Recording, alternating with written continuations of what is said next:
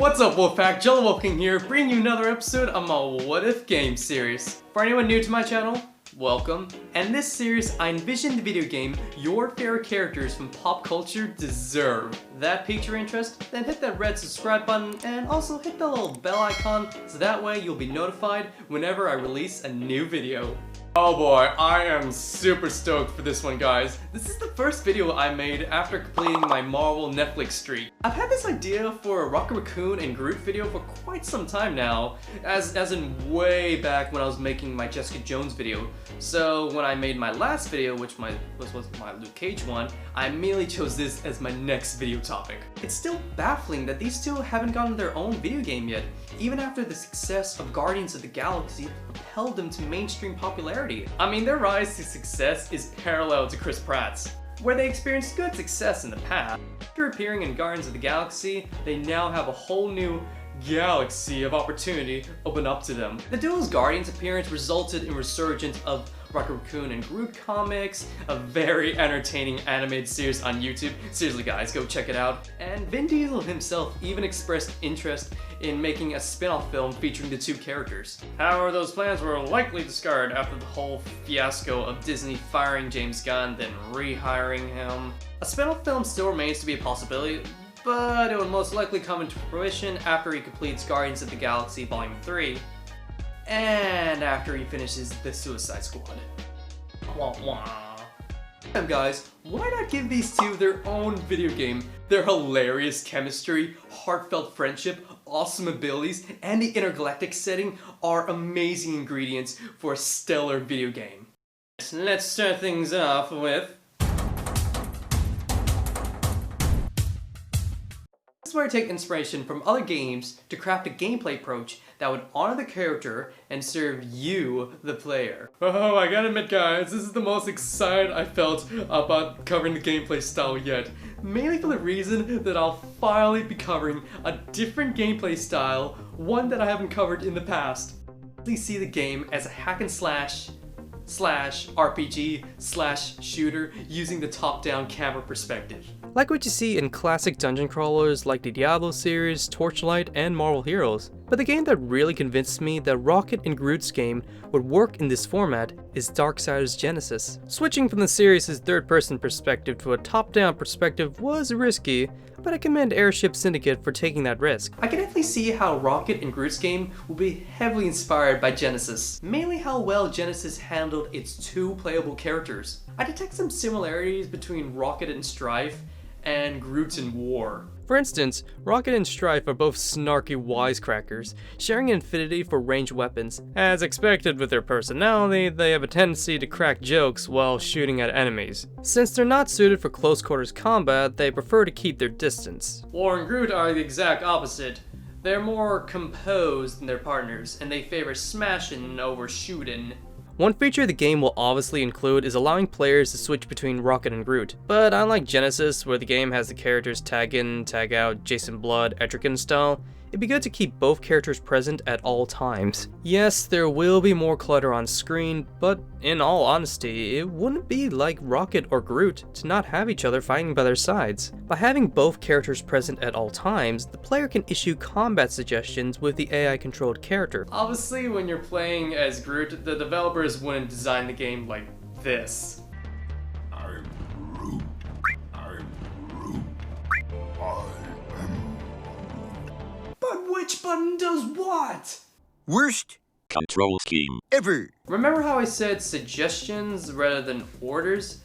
I don't think that word fits when regarding Rocket and Groot. Them issuing orders to one another gives off the impression that they're each other's henchmen, and that's not the kind of bond that they have. They're allies, friends, brothers. Pre-Volume 2, of course, and I hope the game will honor their bond by reflecting it in the gameplay. This small but simple gameplay tweak would make the gamer feel like they're playing the duel as a team. Also, the top-down perspective opens the door for some fun co-op sessions with friends, online or split screen. To mix up the gameplay, the game can incorporate some hard-pumping shoot-'em-up sections set in outer space. Oh man, just think about the adrenaline rush from dodging asteroids, blasting enemies, and light-speeding Star Wars style. And moving on to...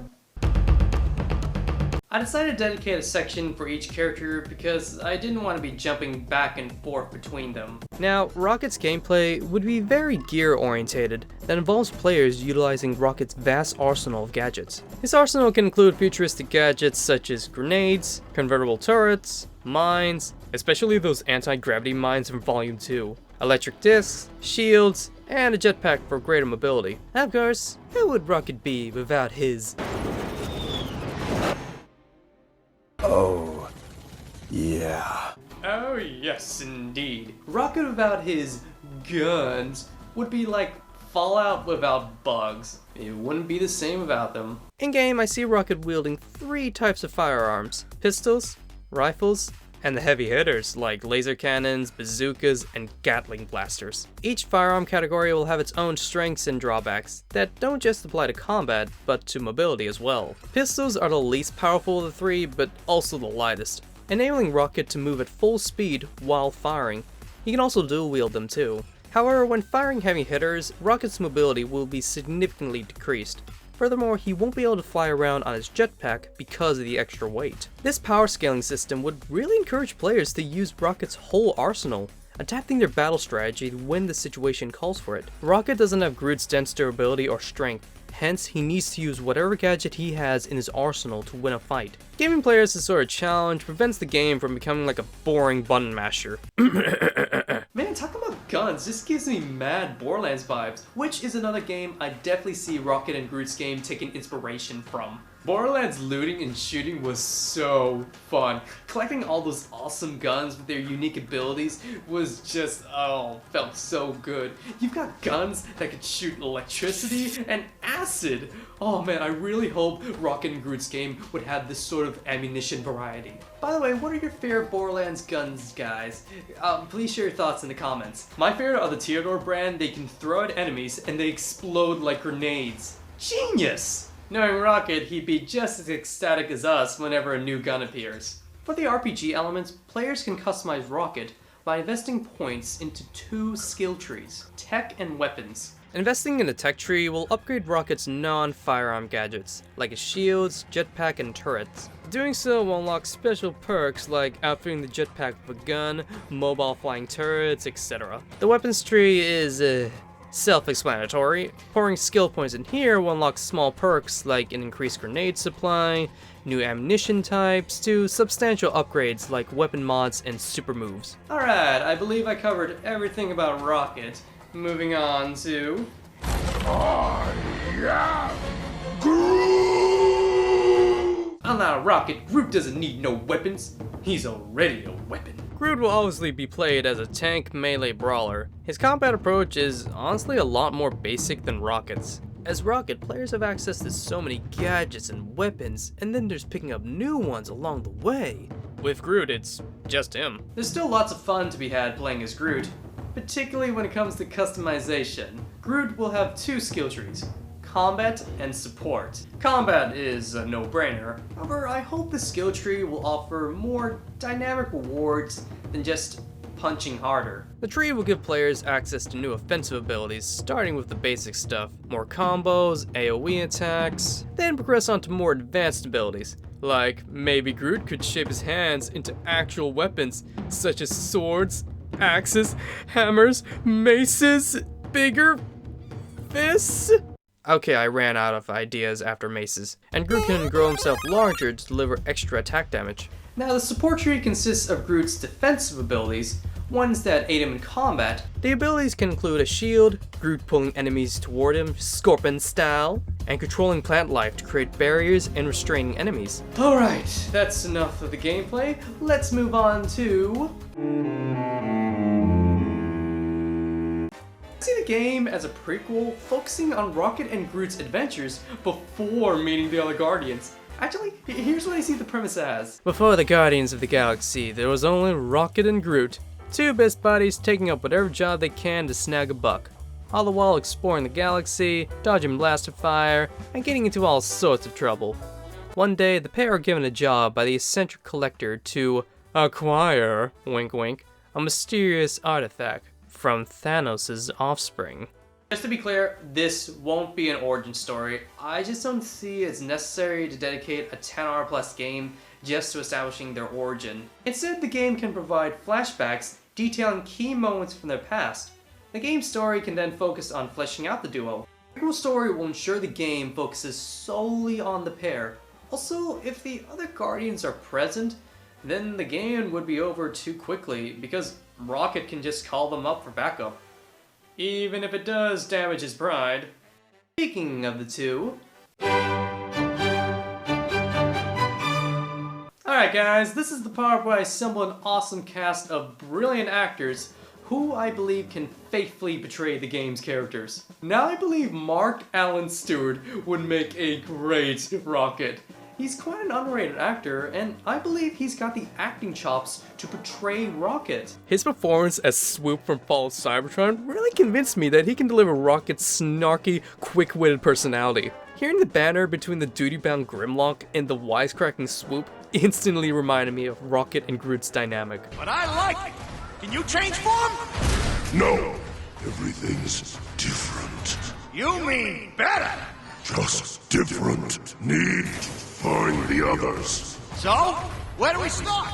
Don't know. Start looking. The New York accent was an unusual choice for Swoop, but I feel it just suits Rocket. The "shut up, I'm walking here" vibe with the New York accent just matches Rocket's personality. I do feel the voice is too high-pitched, even for Rocket. Thus I feel Mark Allen Stewart should settle on a more deeper, slightly gruff voice. Something like Oleg or the Wolf Boss. The copies are flawed. They have my brawn, but not my brain. Get the panda! I need him to show me where the real treasure is. The only treasure here is the kind you find in your heart and in your soul. What kind of treasure is that? Man, can you believe that these three characters were voiced by the same guy? Next up, Groot. Now for Groot, you need an actor whose voice is deep enough to match his messy hocus sauce. And I've got just the guy, Kevin Grevioux.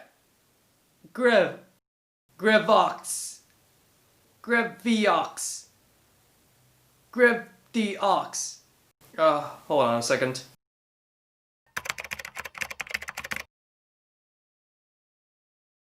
Grevioux.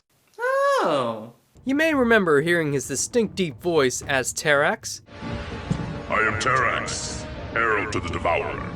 Prepare for the end of your world, for Galactus hungers. And Black Beetle. Apologies meet, but no one goes anywhere. Shifted the density of the door. Wasn't quite prepared for that, was she? But don't be jealous. I can put you halfway through the door too. Halfway.